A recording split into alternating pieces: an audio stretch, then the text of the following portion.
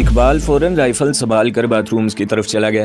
لڑکی کی مزاحمت مزید کم کرنے کے لیے عمران نے اس کے منہ پر 2 تھپڑ رسید کیے تو وہ رونے لگی۔ وہ عمارت کی اس اندرونی کمرے میں شاید اپنی بے بسی کو پوری طرح محسوس کر چکی تھی۔ اب اس کے ساتھ کچھ بھی ہو سکتا تھا۔ میرا ذہن کہہ رہا تھا کہ یہی گھر کی مالکہ ہے، میڈم کی وہ چھوٹی بہن ہے جو بہت کم گھر سے نکلتی ہے اور جس کے بارے میں اقبال نے پراسرار اور ناقابل فہم ہونے کی رپورٹ دی تھی۔ اس نے موقع دیکھ کر ایک بار پھر عمران کا منہ نوچنے کی کوشش کی تو عمران نے برہمی سے اسے اوندا کر دیا اور اس کے دونوں بازو پیچھے موڑ دیے۔ اس خبیث کو باندھو، عمران نے مجھ سے کہا۔ میں نے عمران کا مفرل اس کے کاندھوں سے اتارا اور لڑکی کے دونوں ہاتھ مضبوطی سے پیچھے باندھ دیے۔ یہ کام کرتے ہوئے میں نے اپنے اندر ایک عجیب سا تھرل اور حوصلہ محسوس کیا۔ مجھے یقین نہیں آ رہا تھا کہ میں اس مار دھاڑ کا حصہ بنا ہوا ہوں اور عمران کے کہنے پر وہ سب کچھ کر رہا ہوں جو اس سے پہلے صرف تصورات میں کر سکتا تھا۔ عمران نے اس کے بال اپنی مٹھی میں جکڑے اور اس کا چہرہ تکیے پر رگڑتے ہوئے پھنکارا۔ اب نیچے بیٹھ جاؤ ورنہ بری طرح پچھتاؤ گی۔ ہماری جگہ کوئی اور ہوتا تو اب تک تیرا حشر نشر شروع ہو چکا ہوتا۔ خدا کا شکر ہے کہ تیرا واسطہ شریفوں سے پڑا ہے۔ میں نے اطمینان کی سانس لی، ورنہ چند لمحے پہلے مجھے خدشہ پیدا ہو گیا تھا کہ شاید عمران مشتعل ہو کر کوئی غلط راستہ اختیار کرنے والا ہے۔ اسی دوران میں نے عمران کے چہرے پر کچھ الجھن دیکھی۔ وہ منعکس چھت کے گوشے کو دھیان سے دیکھ رہا تھا۔ میں نے اس کی نظر کا تعاقب کیا اور پھر مجھے بھی شک گزرنے لگا کہ یہاں کوئی CCTV کیمرہ نصب ہے۔ اچانک ایک بندہ لگڑاتا ہوا اندر داخل ہوا۔ اس نے پینٹ اور جرسی پہن رکھی تھی۔ عمر کوئی 25-26 سال رہی ہوگی۔ عمران اسے دیکھ کر چونکا، جیسے پہچاننے کی کوشش کر رہا ہو۔ اس شخص کے چہرے پر ہیجانی کیفیت تھی۔ اس نے عمران کو باہر آنے کا اشارہ کیا۔ لڑکی چونکہ عمران کے نیچے اوندھی دبی ہوئی تھی، لہٰذا وہ اس شخص کی آمد کو دیکھ سکی اور نہ اشارے کو۔ نہ جانے کیوں مجھے یوں لگا کہ یہ شخص اس کوٹھی کے مکینوں میں سے ہے، لیکن وہ عمران کو اشارہ کیوں کر رہا تھا اور کیا عمران اسے جانتا تھا؟ اگلے 2-4 منٹ میں میرا یہ خیال درست ثابت ہوا کہ عمران اس شخص کو جانتا ہے۔ عمران نے لڑکی کی عریاں ٹانگوں کو ایک سکارٹ نما سوتی کپڑے کے ساتھ نہایت مضبوطی سے باندھا اور پھر کمرے سے باہر نکل گیا۔ ہاتھ اور پاؤں بندھنے کے بعد لڑکی اب پوری طرح بے بس تھی۔ وہ کسی لاچار پرندے کی طرح بس تھوڑا بہت پھڑپھڑا سکتی تھی۔ میں بھی عمران کے پیچھے ہی باہر آ گیا۔ لنگڑانے والا قبول صورت شخص کوریڈور میں عمران کے پاس کھڑا تھا۔ وہ کہہ رہا تھا، خدا کا شکر کریں کہ میں یہاں موجود ہوں اور آپ کو خطرے کے بارے میں بتا رہا ہوں۔ بس آپ یہاں سے نکل جائیں، لیکن کچھ پتہ تو چلے۔ یہ دیکھیے ہیرو بھائی، میں آپ کے سامنے ہاتھ جوڑتا ہوں۔ وہ سخت ہیجانی لہجے میں بولا، آپ کو کچھ اندازہ نہیں۔ دیکھیے آپ کے مجھ پر بڑے احسان ہیں۔ میں آپ کو کسی مصیبت میں نہیں دیکھ سکتا، پلیز ہیرو بھائی۔ کیا مطلب ہے یہاں اور لوگ بھی موجود ہیں؟ بالکل ہیں بھائی، یہ حرام زادی ڈرامہ کر رہی ہے۔ میں خود آ کر آپ کو سب کچھ بتاؤں گا، ایک ایک بات بتاؤں گا، بس ابھی آپ نکل جائیں۔ عمران کے چہرے پر الجھن کے آثار تھے، لیکن اس کے ساتھ ساتھ یہ بھی لگ رہا تھا کہ وہ نوارد کی باتوں پر بھروسہ کر رہا ہے۔ ادھر آئیں، میں دکھاؤں آپ کو۔ اس نے ہیجانی انداز میں عمران کا بازو پکڑا اور اسے اپنے ساتھ کوریڈور میں چلا کر ایک گیلری نما کمرے میں لے آیا۔ یہاں بھی فرش پر دبیز قالین بچھا ہوا تھا اور دیواروں پر غالیچے آویزہ تھی۔ میں بھی عمران کے پیچھے ہی گیلری میں داخل ہو گیا۔ ہم یہ دیکھ کر دنگ رہ گئے کہ یہاں دیواروں کے ساتھ ایک پینل پر 5-6 مانیٹر نظر آ رہے ہیں۔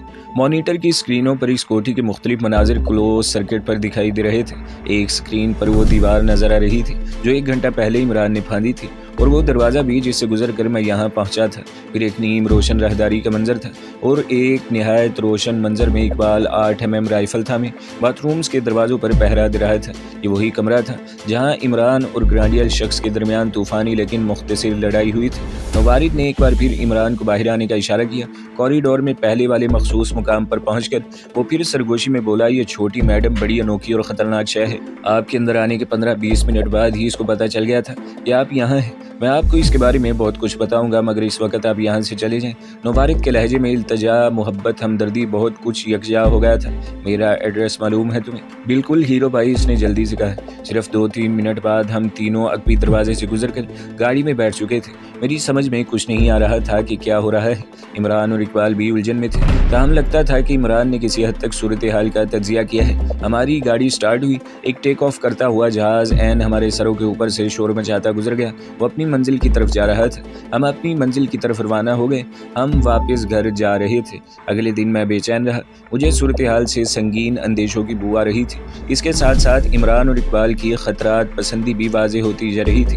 مجھے یہ بھی شک تھا کہ کل رات دروازے کو باہر سے کنڈی لگ جانے کے بعد عمران نے مجھے جان بوجھ کر اندر بلایا تھا، ورنہ وہ اس جگہ سے نکلنے کے لیے کوئی اور راستہ بھی اختیار کر سکتا تھا۔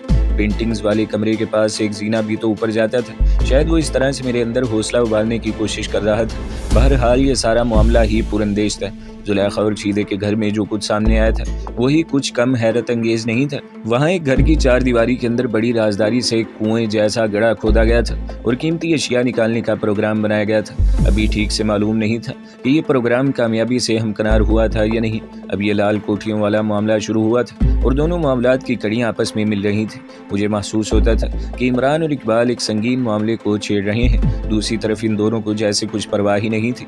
انہوں نے ڈٹ کر حلوہ پوری کا ناشتہ کیا، دوپہر کو مٹن کڑھائی کھائی، پھر عمران کی گرل فرینڈ شاہین کا فون آ گیا تھا۔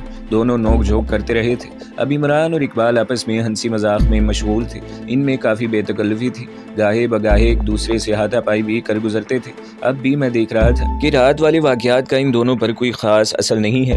ہاں وہ انتظار ضرور کر رہے تھے اور یہ عمران کے اس شناسہ کا انتظار تھا جس نے آج اس سے ملنے کا وعدہ کیا تھا۔ عمران نے اس کا نام سلیم بتایا تھا اور اس کا کچھ غائبانہ تعارف بھی مجھ سے کروا دیا تھا۔ اس تعارف کے مطابق کچھ عرصہ پہلے تک سلیم اس کے ساتھ ہی سرکس میں کام کرتا رہا تھا۔ موت کے کنویں میں موٹر سائیکل سے گر کر اس کی ٹانگ کی ہڈی 3 جگہ سے ٹوٹ گئی تھی۔ عمران نے اپنے خرچ پر اس کا علاج کرایا اور اس کی بیماری کے دوران اس کے بیوی بچوں کی بھرپور کفالت بھی کی، مگر صحت یاب ہونے کے بعد سلیم نے اس سے کچھ رقم ادھار لی اور اس ادھار کے حوالے سے عمران کے ساتھ دھوکہ کیا۔ اس واقعے کو قریباً 1 برس گزر چکا تھا۔ ان دونوں کے درمیان کبھی ملاقات نہیں ہوئی تھی اور نہ عمران نے ملاقات کی کوشش کی۔ سلیم نے 5 بجے تک آنے کا وعدہ کیا تھا لیکن وہ نہیں آیا۔ اس کی آمد رات کے 8 بجے کے لگ بھگ ہوئی۔ وہ حسب سابق ذرا لنگڑاتا ہوا داخل ہوا۔ وہ کل کی طرح بہت جذباتی نظر آتا تھا اور بار بار عقیدت کے انداز میں عمران کا ہاتھ تھام رہا تھا۔ رسمی گفتگو اور چائے کے دور کے بعد اصل بات شروع ہوئی۔ سلیم نے کہا، میں سمجھتا ہوں ہیرو بھائی، کل رات آپ تینوں ایک بہت بڑے خطرے سے بچے ہیں۔ مجھے نہیں پتا کہ آپ وہاں کیوں آئے تھے اور کیا چاہتے تھے، مگر جو کچھ بھی تھا بہت سخت مصیبت میں ڈالنے والا تھا۔ یہ لڑکی نادیہ ایوب، جسے ہم چھوٹی میڈم بھی کہتے ہیں، بڑی عجیب و غریب شے ہے، ایک نمبر کی ڈرامے باز، مکار اور نشئی ہے۔ اس کی کئی کہانیاں مشہور ہو چکی ہیں اور ہو رہی ہیں۔ دراصل یہ ایک بیمار لڑکی ہے۔ نشہ آور چیزوں کے استعمال نے اس کے ہوش ٹھکانے پر نہیں رہنے دیے۔ اس کے بیمار ہونے سے تمہارا کیا مطلب ہے؟ اقبال نے پوچھا۔ میں شاید آپ کو ٹھیک سے سمجھا نہیں سکوں گا۔ یہ ٹوٹل طور پر بے راہ روا لڑکی ہے، اپنے انجینئر شوہر سے طلاق کے بعد بالکل ہی آزاد ہو گئی ہے، ہر طرح کے مردوں میں دلچسپی لیتی ہے، جنہیں پسند کرتی ہے، ان کے ساتھ کچھ وقت گزارتی ہے، پھر انہیں ایک دم لات مار کر نکال دیتی ہے اور پلٹ کر بھی نہیں دیکھتی۔ نشہ کیا کرتی ہے؟ کوئی ایک نشہ ہو تو بتاؤں؟ شراب سے لے کر ہیروئن اور کوکین تک اس سے کچھ بھی بچا نہیں ہوا۔ بڑی بہن مجبور ہے، اسے خود اس کے لیے نشہ مہیا کرنا پڑتا ہے۔ کبھی نشے کی حالت میں اپنے جسم پر کٹ لگا لیتی ہے اور ان میں مرچیں بھر کر سی سکتی ہے، کبھی سخت سردی میں یخ بستہ پانی سے نہانا شروع کر دیتی ہے۔ اس کے سارے شوق عجیب و غریب ہیں۔ شاید آپ نے گھر میں لگی ہوئی پینٹنگز دیکھی ہوں گی، یہ ساری پینٹنگز ننگی اور گندی ہیں، پتہ نہیں کہاں کہاں سے ڈھونڈ کر لاتی ہے۔ سلیم نے چند لمحے توقف کرنے کے بعد کہا، مجھے پورا یقین ہے کہ کل جب آپ گھر میں گھسے اور گارڈ سے مارا ماری کی تو یہ کلوز سرکٹ پر سب کچھ دیکھ رہی تھی، پھر جب آپ نے گارڈز اور ملازمہ آسیہ کو بے بس کر کے باتھ روم میں بند کر دیا تو یہ اچانک آپ کے سامنے آئی، تو سردی کے باوجود بالکل تھوڑے کپڑوں میں تھی، بلکہ نہ ہونے کے برابر تھی۔ ہاں یہ بات ذہن میں آتی ہے، عمران نے کہا، اس نے آپ کے پیٹ میں لات ماری، پھر تھپڑ بھی مارا، اس کے پیچھے بھی وجہ تھی، وہ آپ کو غصہ دلانا چاہتی تھی۔ اس کے بعد وہ بھاگی اور بیڈ روم میں آ گئی۔ یہاں اس نے الماری کھولی، انداز ایسا ہی تھا جیسے پستول وغیرہ نکالنا چاہ رہی ہو، پر مجھے پتا ہے کہ وہاں پستول تھا ہی نہیں، وہ دراصل صرف الماری کھولنا چاہ رہی تھی۔ آپ تینوں کو شراب کی بوتلیں دکھانا چاہ رہی تھی۔ آپ کو شاید میری ان باتوں پر یقین نہیں آئے گا، لیکن میں جو کہہ رہا ہوں سچ کہہ رہا ہوں۔ یہ ایک بیمار عورت ہے، یہ چاہ رہی تھی کہ آپ اسے زبردستی کریں، یہ آپ کو ریپ کے لیے بلا رہی تھی، حالانکہ اپنے ہاتھ بندھنے سے پہلے وہ جب چاہتی بیڈ پر لگا ہوا ایک نیلا بٹن دبا کر ساتھ والی کوٹھی سے 1 درجن گارڈز کو مدد کے لیے بلا سکتی تھی۔ ہم سب تعجب کے عالم میں سن رہے تھے، فضا میں سنسناہٹ سی تیرتی محسوس تھی۔ وہ واقعی ناقابل فہم لڑکی تھی۔ اب سلیم کی باتوں سے اس کی تصدیق بھی ہو رہی تھی۔ مجھے پہلے بھی شک ہوا تھا کہ وہ ہمارے سامنے جان بوجھ کر مختصر ترین لباس میں آئی تھی، اور پھر اس کی حرکات سب کچھ ایک خاص سمت میں اشارہ کرتا تھا۔ عمران نے سلیم سے نادیہ ایوب کی بڑی بہن کے بارے میں سوالات کیے۔ سلیم نے بتایا اسے بڑی میڈم کہتے ہیں، اس کی عمر چھوٹی میڈم سے 2-3 سال زیادہ ہوگی، وہ بھی خاصی سمارٹ ہے، آج کل ریئل اسٹیٹ کا کام چلا رہی ہے۔ اس کے علاوہ وہ کہتے خاموش ہو گیا۔ عمران نے کہا، اس کے علاوہ کے بعد چپ کیوں ہو گئے ہو؟ ہم تو وہی سننا چاہتے ہیں جو اس کے علاوہ ہے۔ سلیم کے چہرے پر تردد کے آثار تھے۔ वो अपनी पेशानी की सलवटों को बढ़ाते हुए बोला, छोटी मैडम की तरह बड़ी मैडम को भी पुरानी चीज़ों का बड़ा शौक है। इनके घर में बहुत सी मूर्तियाँ, तस्वीरें और बर्तन वगैरह सजे हुए हैं। किसी अच्छी चीज़ के बारे में इन्हें जहाँ से खबर मिलती है वो वहाँ अपने आदमी भेजती हैं या खुद पहुँच जाती हैं। अपने शौक पर पैसे खर्च करने में वो बिल्कुल भी दरेग नहीं करती। इमरान ने चाय की चुस्की लेते हुए कहा, देखो सलीम, हम एक दूसरे पर पूरा एतमाद कर सकते हैं। यहाँ जो भी बात होगी वो हम चारों के दरमियान ही रहेगी। इस बारे में तुम बिल्कुल बेफिक्र रहो। मैं ये जानना चाहता हूँ कि क्या मैडम को सिर्फ पुरानी चीज़ों का शौक है या बात इससे भी आगे है? क्या मतलब? मेरा मतलब है इन चीज़ों को मुल्क से बाहर भेजना, स्मगलिंग करना। मैं इस बारे में यकीन से कुछ नहीं कह सकता हीरो भाई। जहाँ तक मुझे मालूम है 2-3 बार मैडम ने कुछ चीज़ें बाहर के लिए बुक तो कराई थी। अब मुझे पता नहीं कि वो कानूनी तरीके से भेजी गई हैं या नहीं। आखिर तुम वहाँ मुलाजमत करते हो सलीम, इस चार दीवारी के अंदर रहते हो, तुम्हें कुछ ना कुछ अंदाज़ा तो होगा। असल में हीरो भाई, लाल कोठियों में हर काम बड़ी प्लानिंग से होता है। जिस मुलाजिम का जो काम है वो इसके बारे में ही जानता है। मुलाजमों का आपस में मेल जोल भी बिल्कुल पसंद नहीं किया जाता। तनख्वाह तो अच्छी दी जाती है मगर इसके साथ सख्ती भी बहुत है। मसलन अब मुझे ही ले लें, मेरी ड्यूटी छोटी मैडम की कोठी में है। पिछले 1 साल में मैं एक बार भी दूसरी कोठी में नहीं गया। छोटी मैडम की तरफ मेरी ड्यूटी किचन में है। मैं बाजार से सौदा सलफ लाता हूँ, कोई पार्टी वगैरह हो तो इसका इंतज़ाम भी करता हूँ और कभी कभी खानसामा का हाथ भी बटाता हूँ। इर्द गिर्द क्या होता है मुझे इसकी कुछ ज़्यादा खबर नहीं।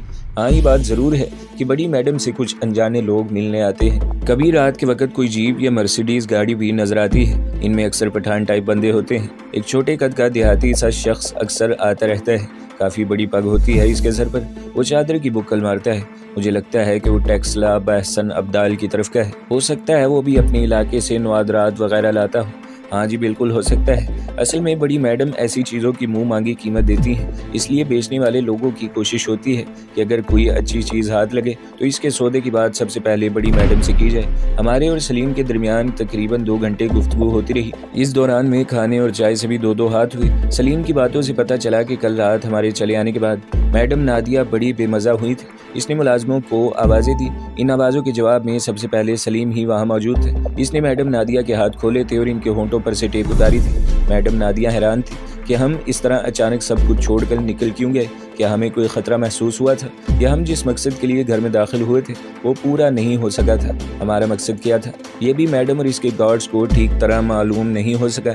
बहरहाल आज़ाद होने के बाद मैडम नादिया ने अपने ज़ाती गार्ड्स को खूब डांट पिलाई थी, खास तौर से इंचार्ज गार्ड शेरे को। ये शेरा वही कसरती जिस्म वाला हट्टा कट्टा शख्स था जिसके साथ इमरान ने सोनी लिस्टन वाला सलूक किया था। मशहूर बॉक्सर मोहम्मद अली ने नाकाबिले शिकस्त सोनी लिस्टन को पहले ही राउंड में आनन फानन चित करके पूरी दुनिया में तमाशाइयों को वर्ताए हैरत में डाल दिया था। इस नशिस्त में सलीम ने मैडम नादिया की अजीबो गरीब शख्सियत के बारे में और भी कई बातें हमारे गोश गुजार की।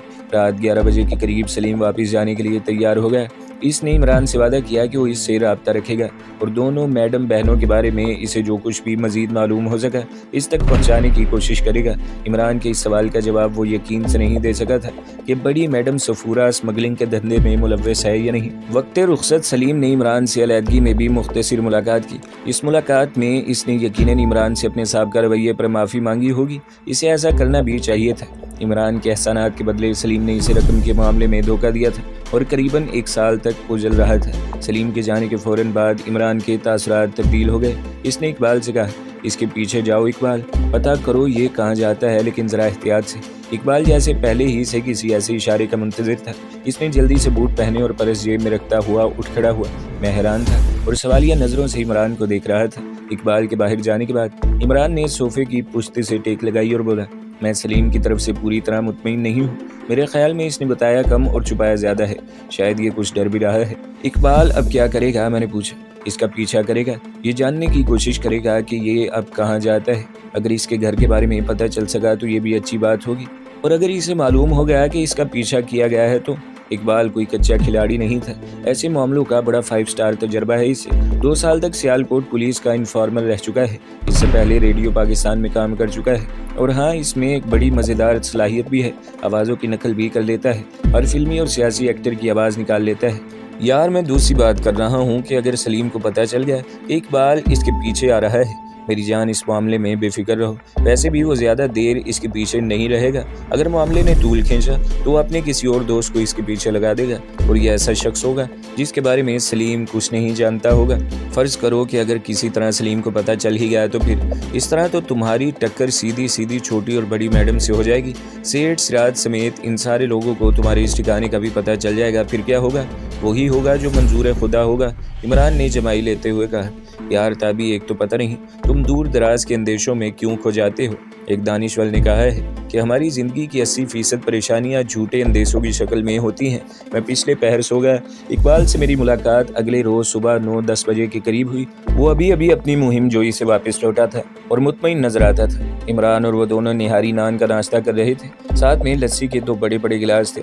ایک گلاس پلیٹ سے ڈھکا ہوا پاس ہی رکھا تھا، یقیناً یہ میرے لیے تھا۔ میرا ناشتہ بھی پلیٹوں سے ڈھکا ہوا تھا۔ میں نے منہ ہاتھ دھو کر ناشتے میں شریک ہوتے ہوئے پوچھا، ہاں بھائی اقبال، کیا رہا تمہارا جاسوسی کا نتیجہ؟ سلیم کے گھر کا پتہ چل گیا ہے۔ وہ اپنی بیوی اور 2 بچوں کے ساتھ مسلم ٹاؤن کے ایک مکان میں رہتا ہے۔ 10 مرلے کی کوٹھی ہے، 10-12 ہزار روپے کرایہ دے رہا ہے، موٹر سائیکل بھی رکھی ہوئی ہے۔ لگتا ہے کہ چھوٹی میڈم اچھی تنخواہ دے رہی ہے۔ اس کے علاوہ دوسری خاص بات یہ بھی پتہ چلی ہے کہ سلیم کی الیکس جنوبی لاہور کے ایک جانے پہچانے کن ٹوٹے مجید مٹھو سے بھی ہے۔ عمران نے کہا وہ اس دوسری اطلاع کو زیادہ اہمیت دے رہا تھا۔ مجید مٹھو کا نام تو شاید میں نے بھی کہیں سنا ہوا ہے، شاید اخبار میں پڑھا تھا۔ لڑائی جھگڑے یا ڈکیٹی وغیرہ کی کوئی واردات تھی، میں نے بتایا۔ ظاہر ہے یار، مجید مٹھو کا نام کسی مشاعرے یا ادبی کانفرنس کی خبر میں تو آنے سے رہا ہے۔ یہ بیرون لاہور کے چند سکہ بند غنڈوں میں سے ہے۔ کل یہاں سے روانہ ہونے کے بعد سلیم سیدھا اپنے گھر مسلم ٹاؤن گیا تھا، لیکن راستے میں چند منٹ کے لیے وہ سمن آباد کے علاقے میں بھی رکا۔ یہ مجید مٹھو کا گھر تھا۔ تو کیا اب مجید مٹھو سے جھگڑا مول لینے کا ارادہ ہے؟ میں نے پوچھا۔ توبہ توبہ، عمران نے اپنے کانوں کو ہاتھ لگایا۔ میں ان کنٹوٹوں سے جھگڑا کر کے اپنی عقوبت کیوں خراب کروں؟ ہم تو اپنے ہاتھ پاؤں بچا کر بس یہ دیکھنا چاہتے ہیں کہ یہ لوگ، جن میں خیر سے ہمارے سیٹھ سراج صاحب بھی شامل ہیں، آخر کر کیا رہے ہیں۔ اس گورکھ دندے کا کوئی سرا ہاتھ آ گیا تو ہم یہ سرا پولیس والوں کو تھما دیں گے اور خود ایک دم الگ ہو جائیں گے۔ ہمارا کام یہ نہیں پیارے، ہمارا کچھ کام اور ہے۔ ہمارا کام کیا ہے؟ میں نے پوچھا۔ ہمارا کام ایک دکھیارے دل کی آواز سننا ہے۔ یہ دکھیارا دل خاموشی کی زبان کی فریاد کر رہا ہے، کسی کو پکار رہا ہے، اور جس کو پکار رہا ہے وہ پتہ نہیں کہاں ہے، بس اس کو ڈھونڈنا ہے۔